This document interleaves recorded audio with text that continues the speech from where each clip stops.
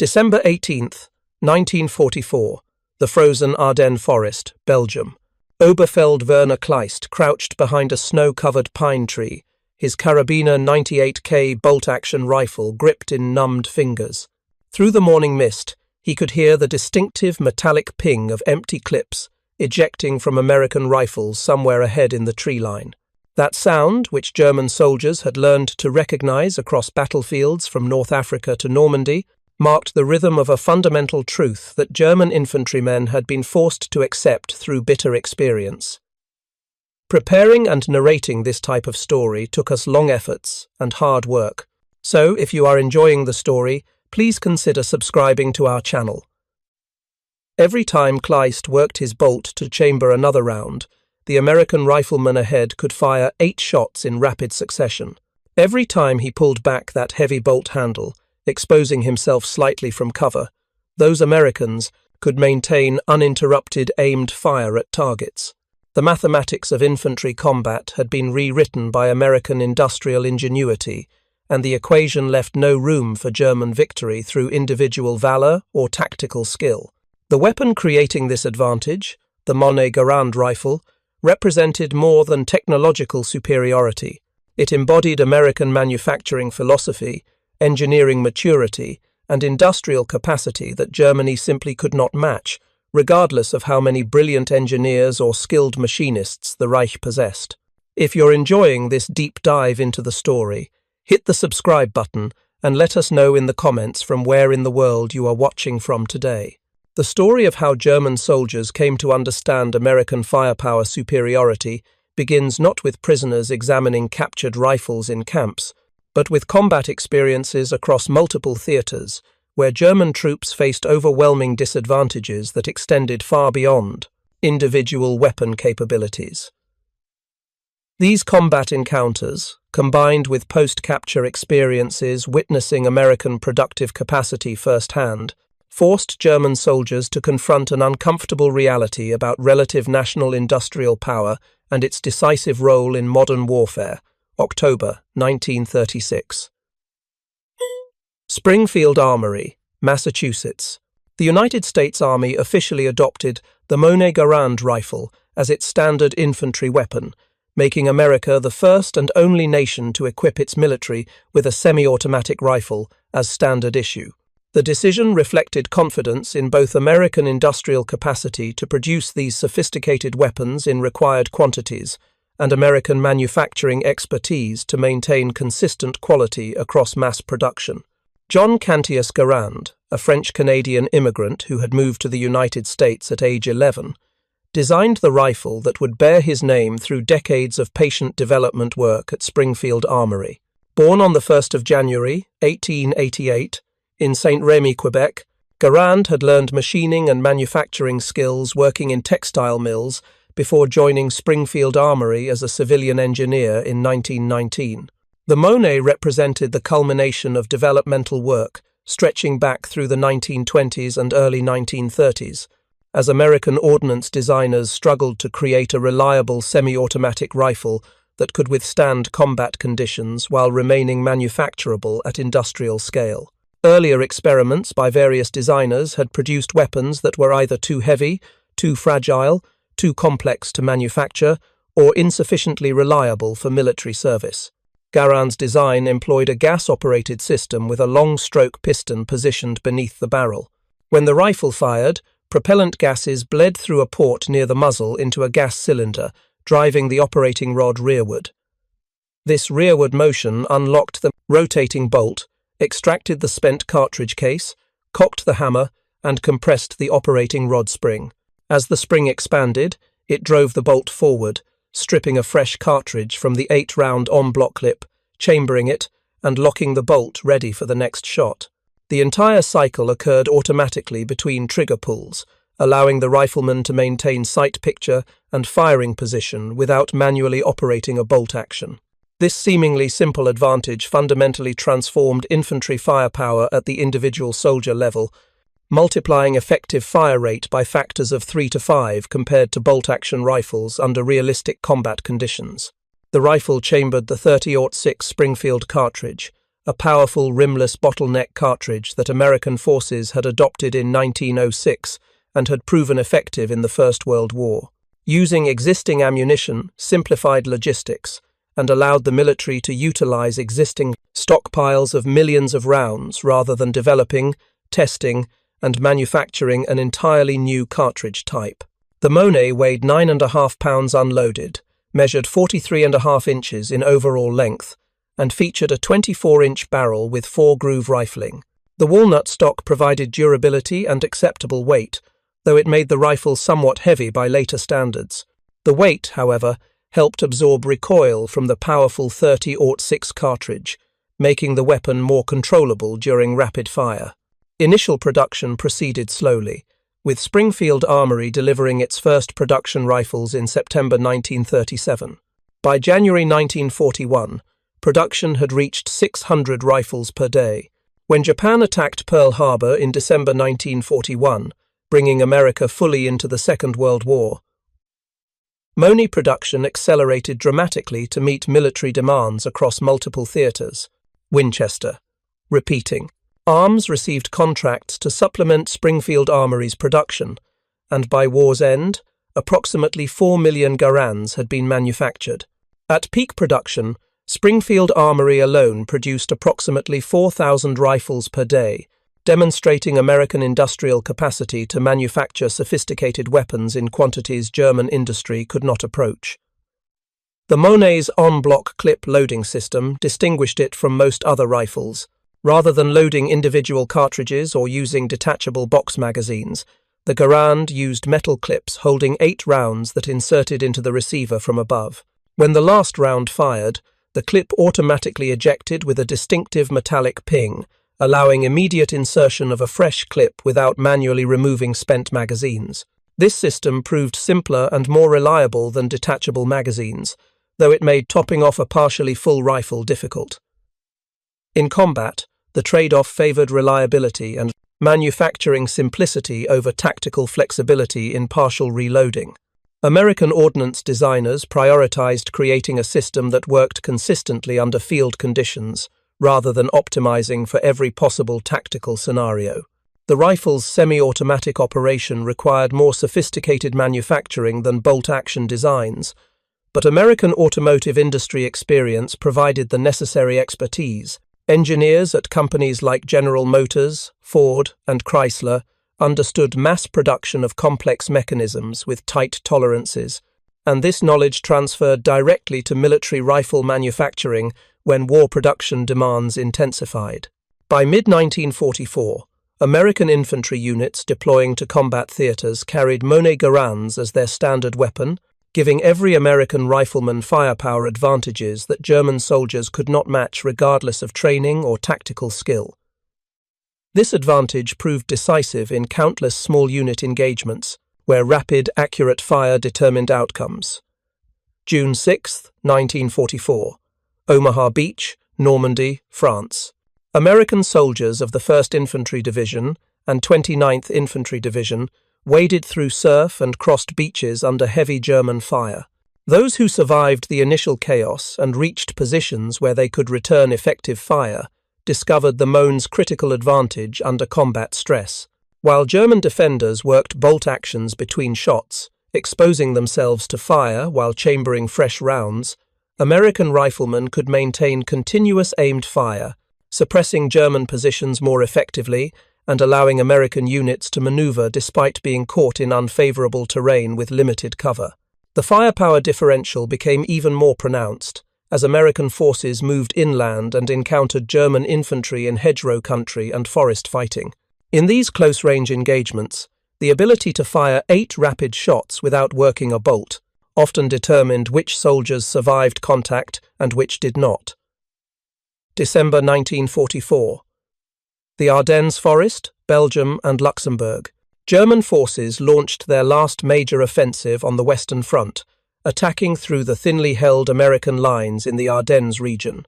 Hitler's plan called for German forces to drive through Allied lines, capture Antwerp, and split British and American armies, forcing negotiations favourable to Germany. The offensive initially achieved surprise and local successes through mass and momentum, But as American forces recovered from initial shock and reinforcements arrived, the firepower advantage provided by Monet rifles helped blunt German attacks, despite numerical and tactical disadvantages American units faced in the early days of the battle. German infantry, armed primarily with carabiner 98K bolt-action rifles, discovered that American riflemen could deliver nearly triple their rate of fire under combat conditions. While a skilled German rifleman might fire 15 aimed rounds per minute with his Kar 98K, an American soldier could fire 30 to 35 aimed rounds per minute with the M1 Garand, maintaining sight picture throughout and requiring no manual bolt operation between shots.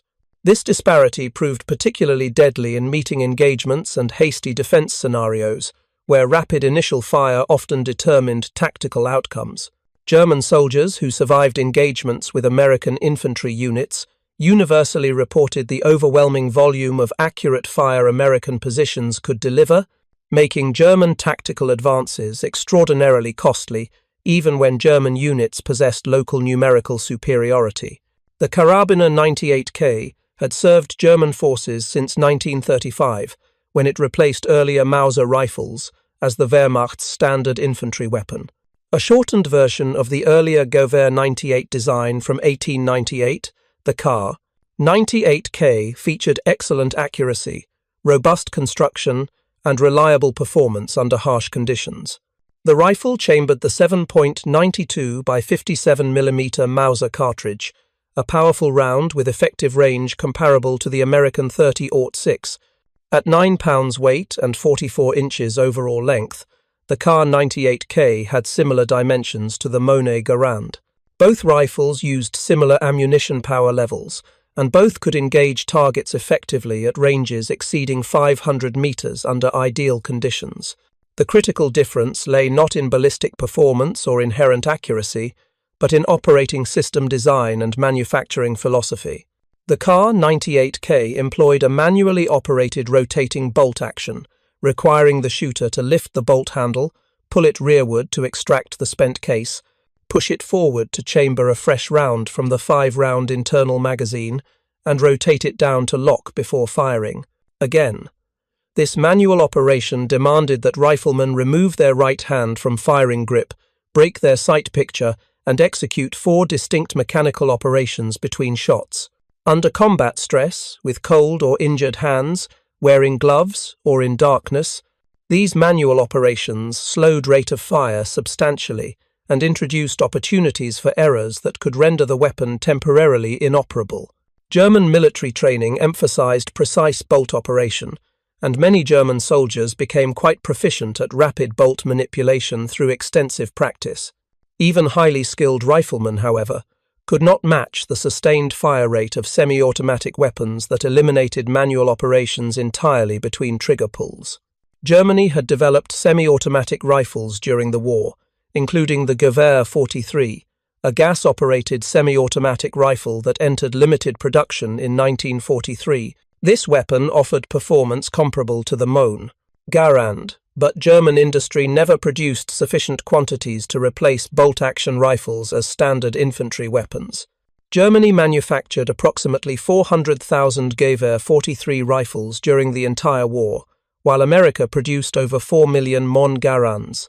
This quantitative disparity reflected fundamental differences in industrial capacity, manufacturing expertise, and resource availability that favored American production, regardless of German engineering sophistication or technical knowledge. The Sturmgewehr 44, introduced in limited numbers during 1944, represented another German attempt to improve infantry firepower through technology. This select-fire weapon chambered an intermediate cartridge and could fire fully automatically, providing squad-level firepower advantages in close combat. Production limitations, ammunition supply challenges, and the weapon's late introduction meant it never equipped sufficient German units to offset American advantages in individual rifleman firepower. By late 1944, most German infantry soldiers carried bolt-action Kar 98K rifles and faced American opponents with overwhelming firepower superiority at every level of organization. Individual American riflemen could deliver more shots per minute, American squads possessed more automatic weapons, with Browning automatic rifles supplementing Moni rifles. American battalions benefited from more artillery support and air superiority that amplified ground force effectiveness.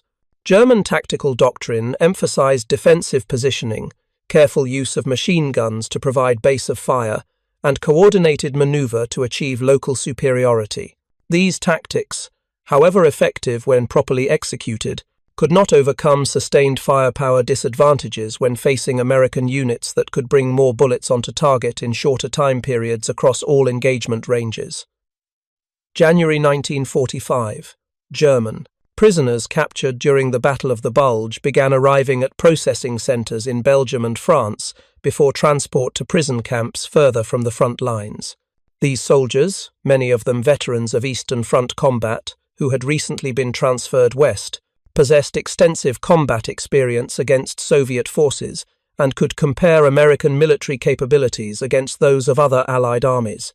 Interviews conducted by Allied intelligence officers revealed consistent themes in German prisoner assessments.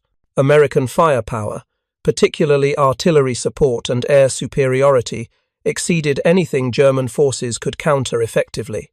American logistics provided regular supplies of ammunition, food, fuel, and equipment that German units no longer received with any consistency.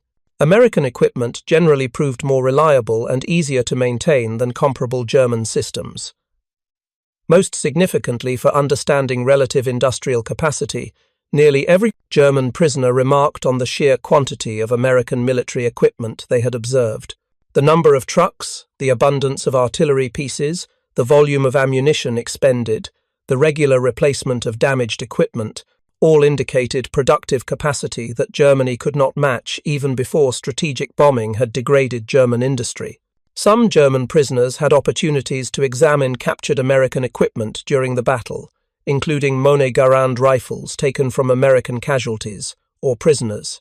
These examinations revealed design characteristics that impressed even skeptical German veterans accustomed to dismissing American engineering as crude or unsophisticated. The M1's gas operating system demonstrated sophisticated engineering despite its outward simplicity. The operating rod design eliminated complex linkages while maintaining reliable function across varied conditions. The N-block clip system, though unconventional, proved remarkably reliable and allowed faster loading than manually inserting individual cartridges into internal magazines. The rifle's construction quality impressed German soldiers familiar with late-war German weapons, whose manufacturing standards had degraded substantially as industrial capacity declined and skilled workers became increasingly scarce. The M1 showed consistent machining, proper heat treatment of critical components, and overall build quality that indicated manufacturers with sufficient time, tooling, and skilled labor to maintain standards rather than rushing production to meet quotas. These observations about individual weapons extended to broader assessments of American military equipment generally. American trucks proved reliable and numerous. American rations provided better nutrition than German field kitchens could offer. American medical care for prisoners exceeded what German military hospitals provided for their own wounded soldiers by late 1944. German prisoners, transported to camps in the United States between 1943 and 1945, witnessed American industrial capacity firsthand in ways that combat experience alone could not reveal. The journey across the Atlantic on Liberty ships, the arrival at American ports with massive dock facilities, the train transport across vast distances through countryside, showing no war damage, all demonstrated productive capacity and territorial security that Germany had never possessed even at the height of its power. The prison camps themselves, though designed for security rather than comfort, provided living conditions that exceeded what many German soldiers had experienced in their own military service during the final years of the war. Regular meals with sufficient calories, heated barracks during winter months, medical care when needed, and opportunities for recreation and education created environment that some German prisoners later recalled more favorably than their service and conditions in the Wehrmacht during 1944 and 45. Under Geneva Convention provisions, German prisoners could be employed in non-military labor, and thousands worked on American farms, in food processing facilities, in forestry operations, and in various civilian industries experiencing severe labor shortages as American men served in the military. This work exposed prisoners to American agricultural productivity, manufacturing efficiency, and general prosperity that contradicted Nazi propaganda about American weakness and degeneracy. German prisoners working on American farms observed mechanization levels far exceeding European agricultural practices. Single farmers operating tractors and combines could cultivate and harvest crop areas that would require dozens of workers using European methods. This mechanization reflected American industrial development and abundant petroleum supplies that allowed substitution of mechanical power for human labor across the economy. The abundance of consumer goods available to ordinary American civilians amazed many German prisoners who had experienced rationing and shortages throughout the war years. American farmers and townspeople owned automobiles, radios, and household appliances in quantities that seemed impossible to prisoners accustomed to German living standards, where such items remained luxury goods accessible only to the wealthy. Spring 1943. Kummersdorf Proving Ground, Brandenburg, Germany.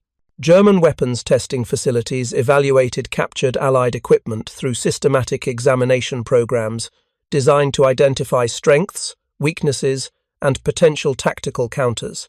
Various captured American weapons, including M1 Garand rifles, underwent detailed testing by German ordnance specialists who documented performance characteristics, manufacturing methods, and design approaches. These technical evaluations revealed that American weapons generally emphasized reliability, ease of manufacture, and maintainability over absolute performance optimization. The M1 Garand exemplified this philosophy. Its gas system used straightforward mechanical principles rather than complex linkages that might improve theoretical efficiency, but increased maintenance requirements and failure points.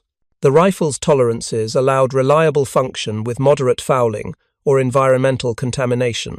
German precision manufacturing often specified tighter tolerances that improved accuracy marginally, but made weapons more sensitive to dirt, sand, or inadequate maintenance.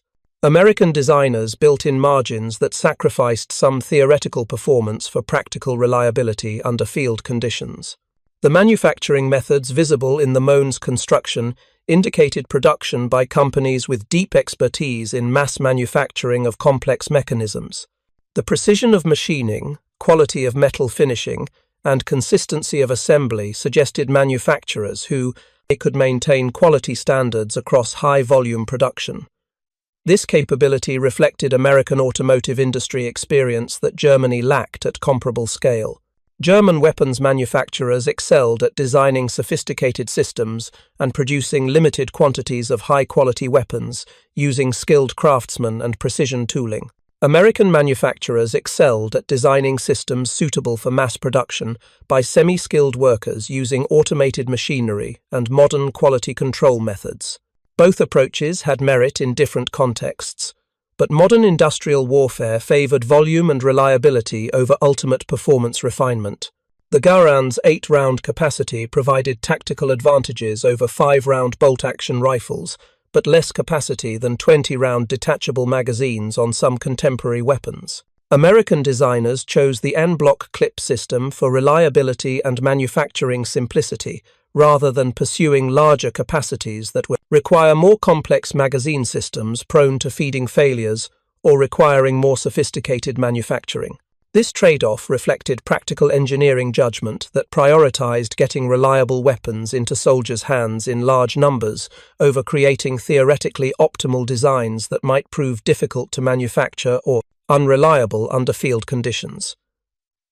Germany often pursued the theoretical optimum, accepting manufacturing difficulties and reliability challenges in exchange for performance advantages on paper. German test reports on captured M1 rifles noted several characteristics that deserved attention. The rifle demonstrated good accuracy at combat ranges despite its semi-automatic action, contradicting assumptions that semi-automatic weapons necessarily sacrificed precision. The operating system proved reliable across varied conditions, suggesting robust design margins. The overall construction indicated manufacturing by skilled workers with proper materials and sufficient time to maintain quality standards. These technical observations appeared in reports circulated among German ordnance specialists and senior Wehrmacht officers. The reports provided objective assessments based on measured performance rather than ideological assumptions about American technical inferiority. For officers willing to acknowledge reality, these reports revealed that American small arms represented mature engineering applied to practical military requirements rather than crude industrial production of inferior weapons. September 1944. Western Front, France. German infantry units retreating before advancing Allied forces faced continuous combat against American and British units, whose material advantages became increasingly overwhelming as German supply lines collapsed and Allied logistics improved. The firepower differential between American-equipped infantry and German forces, armed primarily with bolt-action rifles, contributed to steadily mounting German casualties that could not be replaced as rapidly as losses occurred. Individual engagements illustrated the tactical impact of semi-automatic rifles at the squad and platoon level. When American and German infantry units made unexpected contact in broken terrain such as hedgerows, forests, or urban areas, the side that could bring more fire onto the enemy faster generally won the encounter. American squads with Moni rifles and Browning automatic rifles could deliver substantially more fire in the critical first seconds of contact than German squads built around Kar 98K rifles and MG42 machine guns.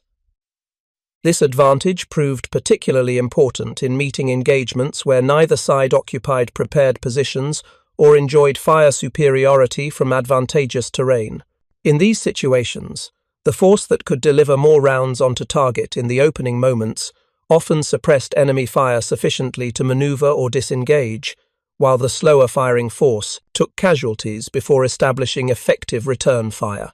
German tactical doctrine emphasized the MG42 machine gun as the squad's primary weapon, with riflemen providing security and carrying ammunition for the machine gun.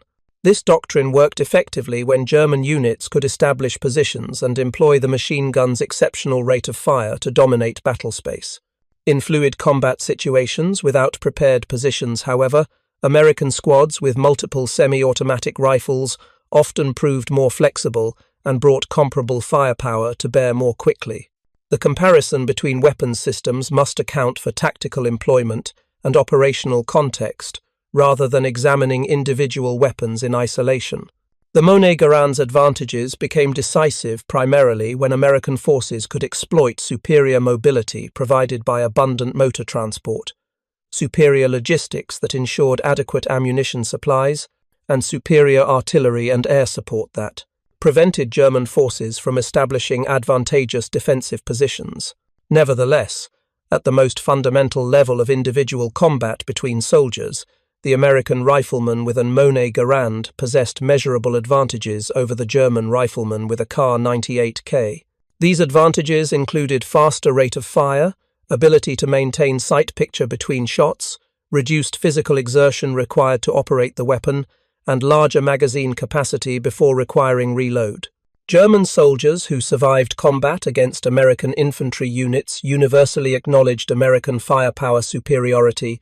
Letters, diaries, and post-war accounts from German veterans consistently mention the volume of American fire, the effectiveness of American automatic weapons, and the difficulty of maintaining offensive momentum when every German advance met withering fire from positions that seemed to possess unlimited ammunition. If you find this story engaging, please take a moment to subscribe and enable notifications. It helps us continue producing in-depth content like this. November 1944. German defensive lines, Western Germany. As Allied forces approached German territory itself, German defensive preparations intensified and propaganda emphasized fighting for the fatherland. Despite these appeals, German combat units faced increasingly desperate circumstances as the material imbalance between German and Allied forces reached catastrophic proportions. The M1 Garand represented just one component of overwhelming American material superiority that German forces could not counter through tactical skill, operational innovation, or individual courage. American artillery outnumbered and outranged German guns. American air power dominated the skies, interdicting German supply lines and devastating German troop concentrations. American logistics provided regular supplies, while German units scrounged for ammunition, fuel, and food. In this context, the M1 rifle's superiority over German bolt-action rifles served as tangible evidence of broader industrial and organizational advantages that ultimately determined the war's outcome. German soldiers examining captured M1s recognized not just a better individual weapon, but physical proof that American industry could produce sophisticated equipment in quantities Germany could not match.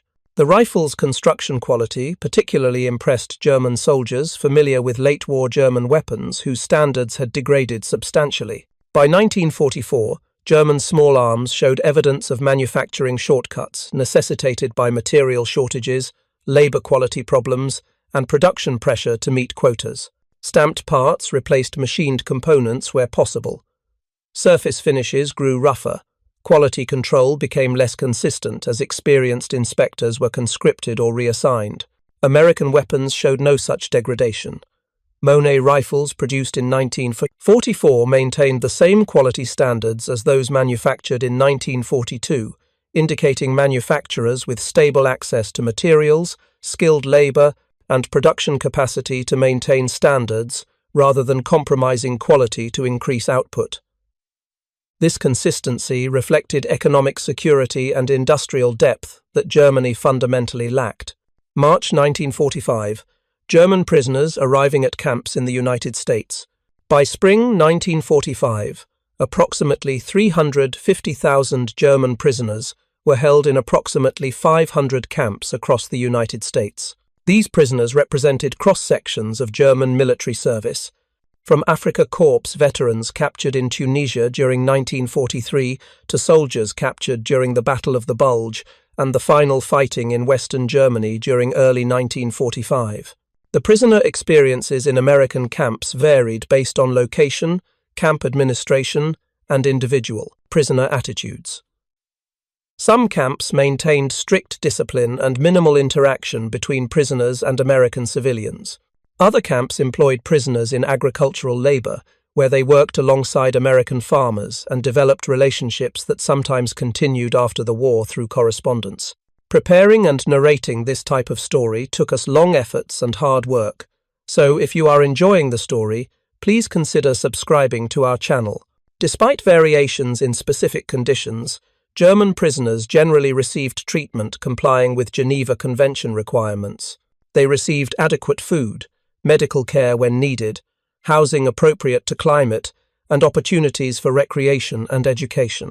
This treatment contrasted dramatically with conditions German prisoners experienced in Soviet captivity, where survival rates proved devastatingly low and treatment violated every international standard for prisoner welfare. The contrast between American treatment and Soviet treatment influenced many German prisoners' post-war attitudes toward democracy, human rights, and international law. Prisoners who had feared brutal treatment based on Nazi propaganda discovered that Americans generally adhered to civilized standards even toward enemy combatants. This experience challenged ideological assumptions and contributed to post-war German acceptance of Western democratic values among populations that had experienced both American and Soviet occupation. German prisoners working in American agriculture, forestry, or light industry gained first-hand exposure to American productivity and living standards that demolished Nazi propaganda claims.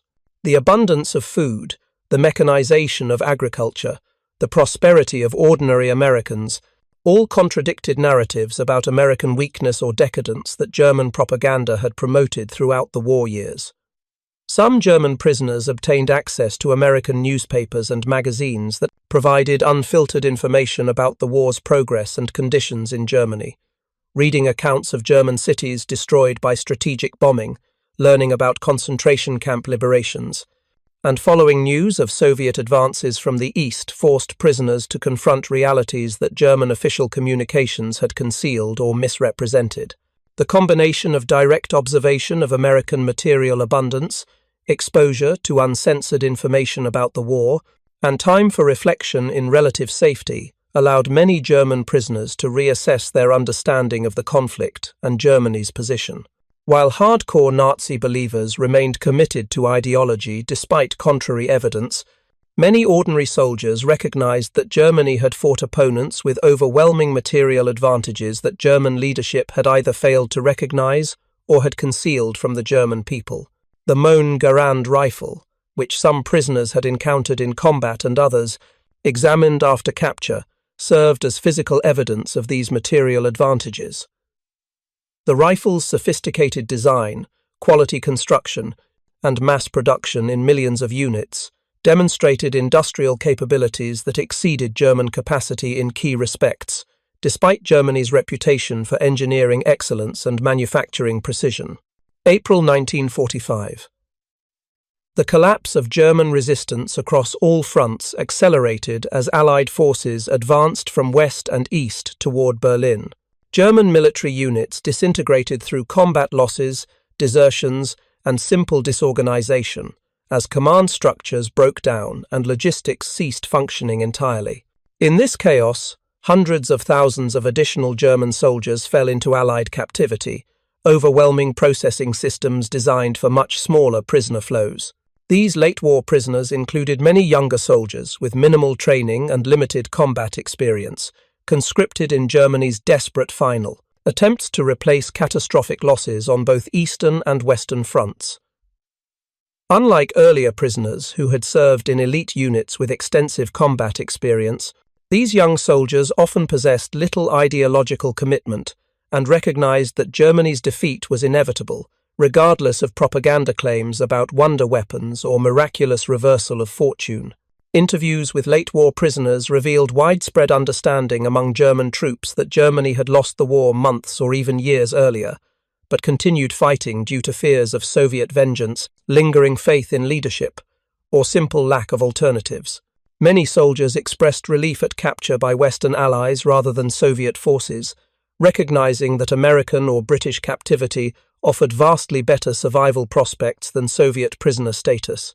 These prisoners' observations about American equipment consistently emphasized quantity and quality. Every soldier captured by American forces noticed the abundance of vehicles, weapons, ammunition, and supplies that American units possessed. German soldiers accustomed to operating with inadequate supplies and worn equipment found the material wealth of American military units almost incomprehensible. The M1 Garand rifles that every American infantryman carried represented this abundance in miniature. These were sophisticated weapons, well-made and well-maintained, issued to soldiers who received extensive ammunition supplies and could fire their weapons without carefully hoarding every round. German soldiers, by contrast, often received inadequate ammunition supplies and faced strict orders to conserve ammunition except in direct combat, reflecting Germany's declining productive capacity and disrupted logistics. May 8, 1945. Germany surrendered unconditionally to Allied forces, ending the war in Europe. For German prisoners in American custody, this moment marked transition from wartime captives to peacetime, laborers awaiting repatriation. Geneva Convention requirements mandated rapid prisoner return after hostilities ceased, but practical considerations delayed repatriation substantially. America faced severe agricultural labor shortages during 1945's growing season, and Germany lay in ruins with questionable ability to receive, feed, and house millions of returning prisoners immediately. President Harry Truman's administration decided to retain German prisoners for agricultural labor through the growing season, then begin systematic repatriation as shipping became available and conditions in Germany stabilized sufficiently. This decision violated strict interpretation of Geneva Convention repatriation requirements, though American officials argued that immediate repatriation into chaotic post-surrender conditions would harm prisoners more than brief additional detention in the United States. Most prisoners accepted the delay philosophically, recognizing that American camps offered better living conditions than they would likely find in devastated Germany during the immediate post-war period. German prisoners continued agricultural work through summer and fall 1945, helping harvest crops that fed both American civilians and European populations, facing potential starvation as agricultural production collapsed across war-torn Europe. This labor benefited all parties, despite technical violation of international law regarding repatriation timing. During these months between Germany's surrender and actual repatriation, many prisoners reflected on their wartime experiences and attempted to understand how Germany had suffered such catastrophic defeat despite early victories and apparent military superiority during the war's first years.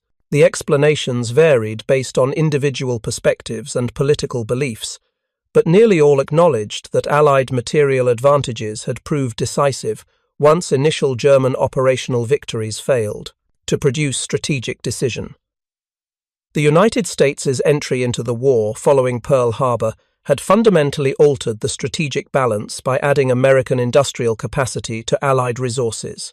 Germany, already fighting Britain and the Soviet Union, simply could not match combined Allied production across any category of military equipment once American industry converted to war production and reached full output capacity. Statistical comparisons illustrated the disparity. America produced approximately 4 million M1 Garand rifles during the war years. Germany produced approximately 14 million Kar 98K rifles across all variants through the entire war, but also produced numerous other rifle types, submachine guns, and limited quantities of semi-automatic rifles, dispersing production across multiple weapon types rather than standardizing on a single design. More significantly, American industry simultaneously produced vast quantities of every other weapon type while maintaining the highest standard of living among all combatant nations. American civilians experienced rationing of certain consumer goods but never faced food shortages, severe material scarcity, or production collapse that German civilians endured during the war's final years. This economic performance, impossible for Germany to match even before strategic bombing devastated German industry, decided the war's outcome as certainly as any battle or campaign. Germany entered the war with sophisticated military equipment and well-trained forces, but lacked industrial depth to sustain prolonged conflict against opponents who could outproduce German industry across every category, while also supplying Allied nations through Lend-Lease programs. The M1 Garand rifle's development and mass production exemplified American advantages. The weapon required sophisticated manufacturing, but proved reliable and effective in service. American industry produced millions of these rifles, without disrupting production of countless other weapons systems, vehicles, aircraft, ships, and munitions. Quality remained consistent throughout production runs, spanning multiple years, indicating stable access to materials, skilled labor, and production capacity to maintain standards. German prisoners examining M1 rifles after capture recognized these characteristics and understood their implications. The rifle represented more than superior firepower at the individual soldier level.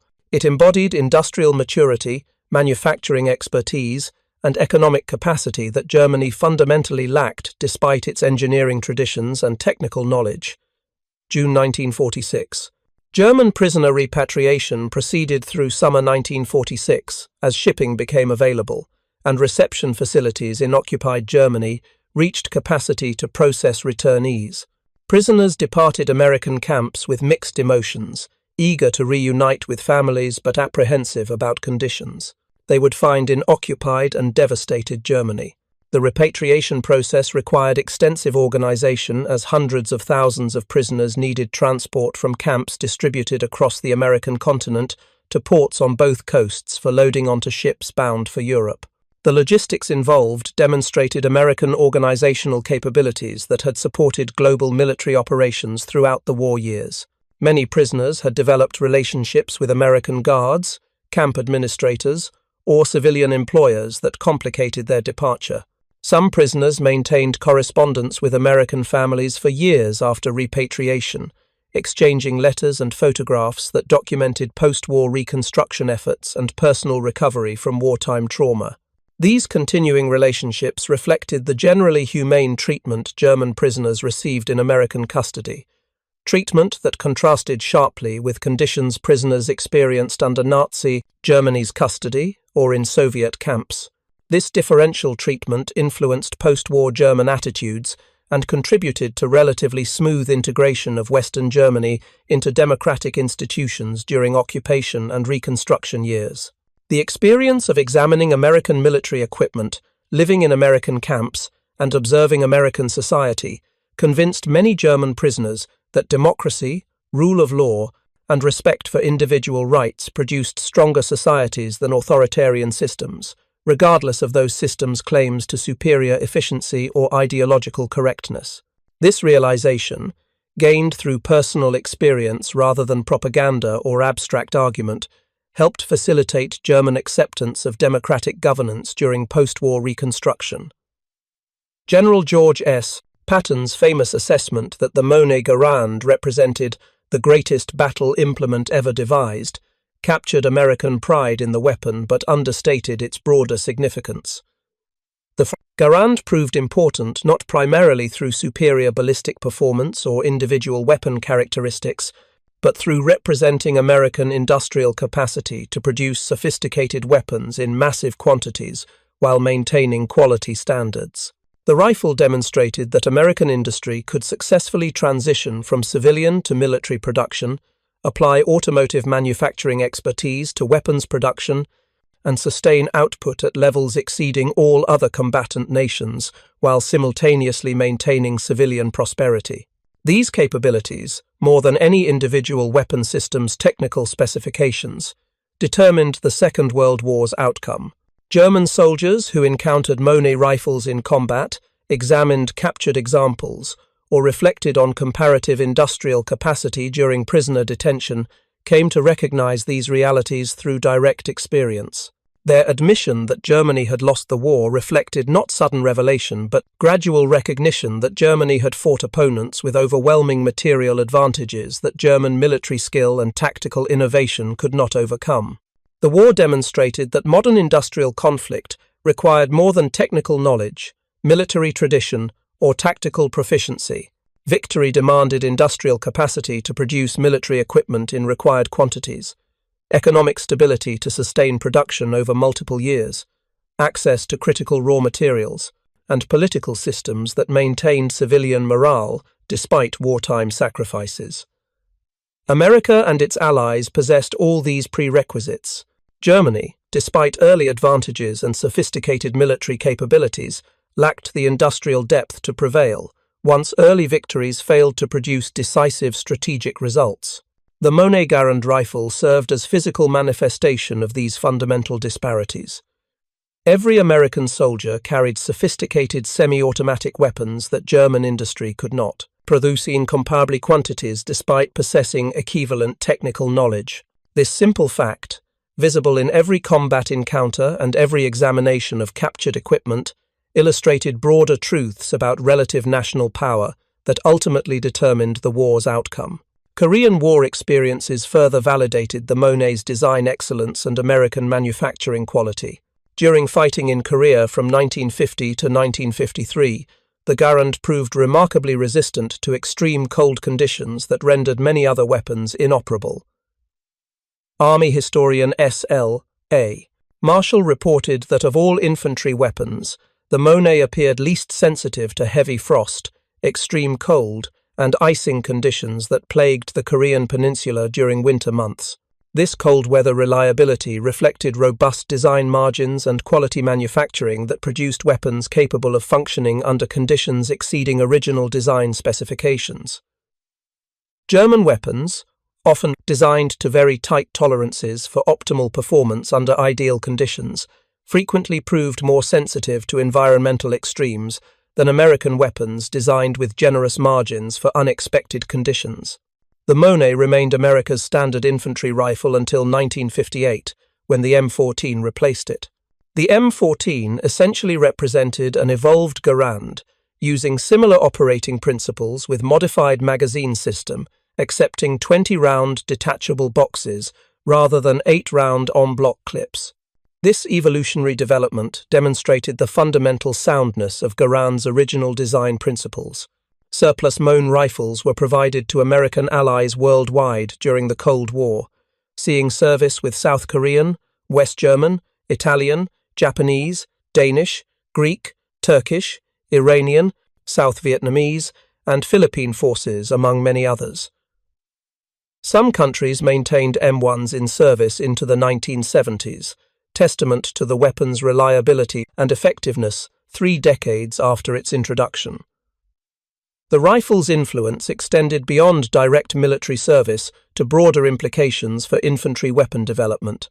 The MONI demonstrated that semi-automatic rifles could serve effectively as standard infantry weapons rather than specialist equipment, establishing precedent for subsequent rifle development that produced the M14, M16, and modern assault rifles used by armies globally today. The story of German prisoners examining American M1 Garand rifles and recognizing the implications for German defeat encompasses multiple levels of meaning. At the most immediate level, it describes combat soldiers' tactical recognition that their weapons and equipment proved inferior to American counterparts in the conflict's critical final years. At deeper levels, it reveals how direct experience with enemy capabilities forced realistic assessment of relative national power beyond propaganda narratives. German soldiers who had believed Nazi claims about American industrial weakness and military incompetence discovered through personal experience that Americans possessed formidable capabilities across all dimensions of modern warfare. Most profoundly, the story illustrates how industrial capacity and economic power determine modern warfare outcomes more decisively than individual weapon superiority, tactical innovation, or military tradition. Germany entered the war with world-class military forces and sophisticated equipment, but lacked industrial depth to sustain prolonged conflict against enemies who could continuously expand production, while Germany's capacity steadily declined under bombing and resource exhaustion. The M1 Garand rifle embodied American advantages in miniature. Well-designed, superbly manufactured, produced in massive quantities, and maintained throughout the war at consistent quality standards, the weapon represented everything Germany could not achieve despite its engineering, excellence, and military traditions. American industry applied automotive manufacturing expertise to military production with remarkable success, producing sophisticated weapons in quantities. German industry never approached while simultaneously maintaining civilian prosperity and supplying allied nations through Lend-Lease. German prisoners who examined M1 rifles after capture recognized that these weapons represented more than tactical advantages. They were physical proof of industrial and economic disparities that made German defeat inevitable, once Germany failed to achieve rapid victory before Allied production reached full capacity. Understanding this reality required honest assessment of evidence rather than ideological faith in propaganda narratives about national superiority. Many German prisoners made this assessment during their time in American custody, influenced by direct observation of American abundance, exposure to uncensored information about the war, and time for reflection away from immediate combat pressures. Their recognition that Germany had lost did not reflect cowardice or disloyalty, but rather intellectual honesty in acknowledging observable reality about relative national capabilities. The lessons learned from comparing the M1 Garand to German infantry rifles extended beyond the Second World War to influence Cold War military thinking. Western armies recognized that infantry firepower advantages provided by semi-automatic and automatic weapons justified the additional complexity and manufacturing cost compared to simpler bolt-action rifles. This recognition drove post-war rifle development toward select-fire weapons and intermediate cartridges that balanced automatic fire capability with controllability. The Federal Republic of Germany's post-war Bundeswehr, when developing its first indigenous infantry rifle during the 1950s, consciously emphasized reliability and maintainability over pure performance optimization, applying lessons learned from wartime experiences. The resulting G3 rifle, and later G36, demonstrated German engineers' appreciation for robust design margins and manufacturing approaches that prioritized consistent function under field conditions. America's experience producing the M1 Garand influenced subsequent military procurement philosophy, emphasizing mass production capability as critical selection criterion alongside technical performance. Defense planners recognized that sophisticated weapons that could not be manufactured in required quantities provided less military value than slightly less capable designs that industry could produce in mass. This production-focused approach characterized American defense procurement throughout the Cold War and continues influencing contemporary procurement decisions. The recognition that quantity possesses its own quality in military effectiveness, particularly for infantry weapons that must be issued to every soldier, reflects lessons learned from the M1 Garand's successful mass production and deployment. The story of German prisoners recognizing the significance of the M1 Garand ultimately describes not a single weapon's technical superiority, but rather the decisive importance of industrial capacity, manufacturing expertise, and economic stability in modern warfare. The rifle served as tangible evidence of broader American advantages that determined the Second World War's outcome as certainly as any campaign or battle. German soldiers, through combat experience and prisoner detention, came to understand these realities despite propaganda that had claimed otherwise. Their admission that Germany had lost reflected hard-won recognition of observable facts about relative national power rather than ideological conversion or coerced statements. This honest assessment, gained through personal experience with American military capabilities and industrial capacity, represented intellectual maturity and willingness to acknowledge uncomfortable truths. The M1 Garand rifle remains iconic as the weapon that armed American forces throughout the Second World War and served in that capacity longer than any other American military rifle. Its technical excellence, manufacturing quality, and successful mass production demonstrated that American industry could apply civilian expertise to military requirements with remarkable effectiveness, producing sophisticated weapons in quantities that exceeded all other combatant nations while maintaining consistent quality standards.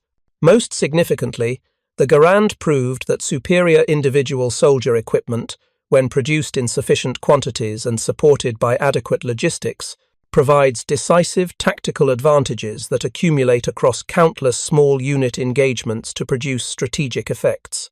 German prisoners who encountered the M1 in combat and examined it during captivity recognized this reality through direct experience, understanding that America's ability to equip every infantryman with superior weapons reflected industrial capabilities that Germany could not match, regardless of engineering expertise or manufacturing skill. The admission by German prisoners that they had lost the war, informed by their experience with American equipment, including the M1 Garand, represented mature recognition of observable reality about relative national industrial power and its decisive role in determining modern warfare outcomes. This recognition, gained through direct experience rather than propaganda, validated American confidence in industrial capacity as foundation for military strength and confirmed that economic power translates directly into military effectiveness in sustained conflict between industrialized nations. Thank you for watching. For more detailed historical breakdowns, check out the other videos on your screen now, and don't forget to subscribe.